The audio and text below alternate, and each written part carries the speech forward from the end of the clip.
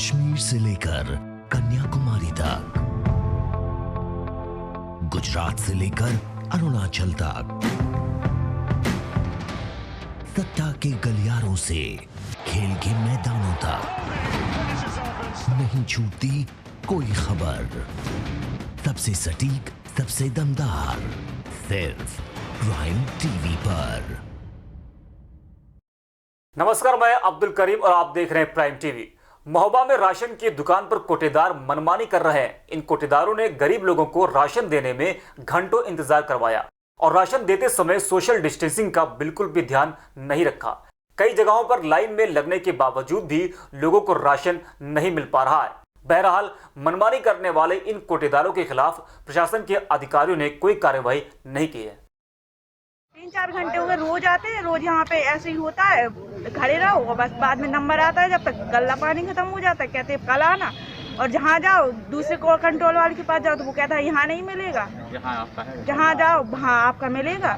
ऐसा हो रहा है। अलीगढ़ में भूख और गरीबी से तंग आकर एक युवक ने अपनी जान दे दी थी, लेकिन आज 3 दिन बीत जाने के बाद भी परिवार वालों को उसका शव नहीं सौंपा गया है। इसके बाद पीड़ित परिवार ने पूर्व विधायक से मदद मांगी है। मामले को संज्ञान में लेते हुए पूर्व विधायक पोस्टमार्टम हाउस पहुंचे तो उन्हें वहां ताला लगा मिला, जिसके बाद विधायक ने सीएमओ से फोन पर जानकारी ली तो मालूम पड़ा कि मृतक की पहले कोरोना जांच होगी, उसके बाद ही पोस्टमार्टम हो पाएगा और फिर परिवार को अंतिम संस्कार के लिए शव को दिया जाएगा। अमेठी में कोरोना के 2 नए संक्रमित मरीज मिले हैं। संक्रमितों की जानकारी मिलने पर इलाके में हड़कंप मच गया। कहा जा रहा है कि बीते कुछ दिनों में 28 लोग बस से अमेठी पहुंचे। इन सभी लोगों के जांच सैंपल को भेज दिया गया था। पहली रिपोर्ट में 8 में से 1 कोरोना पॉजिटिव निकला और दूसरी रिपोर्ट में 13 लोगों में से 2 लोग कोरोना पॉजिटिव पाए गए हैं। इस हिसाब से इलाके में अब कुल 3 नए कोरोना पॉजिटिव मरीज हो गए हैं। बदायूं में जिला प्रशासन ने उन पुलिस कर्मचारियों को हॉटस्पॉट एरिया में ड्यूटी करने से मना कर दिया है जो किसी भी गंभीर बीमारी से पीड़ित है या फिर उन्हें ब्लड प्रेशर और इससे जुड़ी कुछ अन्य बीमारियां हैं। डीजीपी मुख्यालय से अधिकारियों को आदेश मिला। उसके बाद हॉटस्पॉट एरिया में तैनात पुलिसकर्मियों की लिस्ट निकाली गई और चिन्हित करते हुए इन पुलिस वालों को दूसरे एरिया में भेज दिया गया। फर्रुखाबाद में शराब के पैसे न देने पर एक युवक ने अपनी पत्नी को पीट कर मार डाला। हत्या की जानकारी जब महिला के परिवार वालों को मिली तो इन लोगों के घर पहुंचने पर ससुराल वालों ने पथराव शुरू कर दिया। पथराव की जानकारी मायके वालों ने पुलिस को दी। पुलिस के आने की सूचना पर ससुराल वाले घर से फरार हो गए। इसके बाद पीड़ित पिता की शिकायत पर पुलिस ने दहेज और हत्या के आरोप में 5 लोगों के खिलाफ केस दर्ज कर लिया है। के ममरुलिया गांव में लक्ष्मी नाम की महिला थी जिनकी 6 वर्ष पहले शादी हुई थी। संदिग्ध परिस्थितियों में इनकी मृत्यु हो गई। ऐसी दशा में इन्हें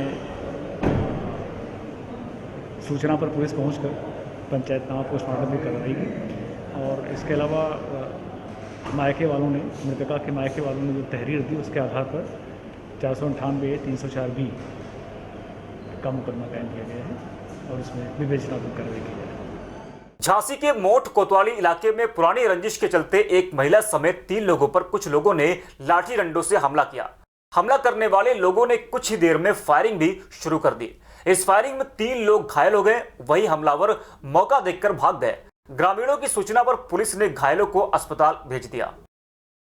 वहाँ मौके पहुंचे हम लोग तो वहाँ बताया कि प्रतिवादी जीतू यादव और 2-3 उनके साथ में लोग थे। उन्होंने ये जो पूछ के महिलाएं आई थी इनके साथ मारपीट की है, तो उसमें 2 लोग घायल हो गए जिनको यहाँ से रेफर कर दिया। वहाँ कई सरकारी बसों से कासगंज में 371 प्रवासी मजदूरों को वापस लाया गया। प्रवासी मजदूरों का इतनी बड़ी संख्या में आना ही परेशानी का कारण बन गया। स्वास्थ्य विभाग की टीम इन मजदूरों को सोशल डिस्टेंसिंग का पालन कराने में नाकाम रही।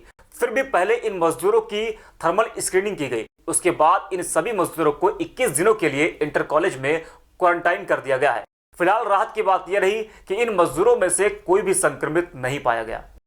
प्रतापगढ़ के कन्हाई थाना क्षेत्र में कुछ दबंगों ने एक दुकानदार समेत उसके पूरे परिवार की जमकर पिटाई की। दबंगों की इस पिटाई से दुकानदार और परिवार के 4 लोग गंभीर रूप से घायल हो गए।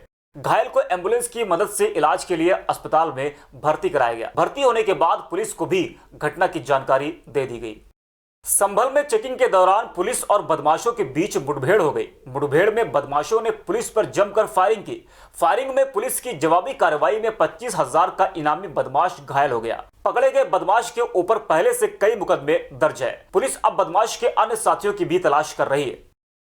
सुल्तानपुर के लंबुआ तहसील के पास रहने वाले एक व्यक्ति की कोरोना रिपोर्ट पॉजिटिव आई है। व्यक्ति के संक्रमित होने की जानकारी मिलने पर जिला प्रशासन के लोगों ने उसे कोविड-19 के अस्पताल में भर्ती करा दिया है। कहा जा रहा है कि कोरोना पॉजिटिव कुछ दिन पहले मुंबई से वापस सुल्तानपुर आया है।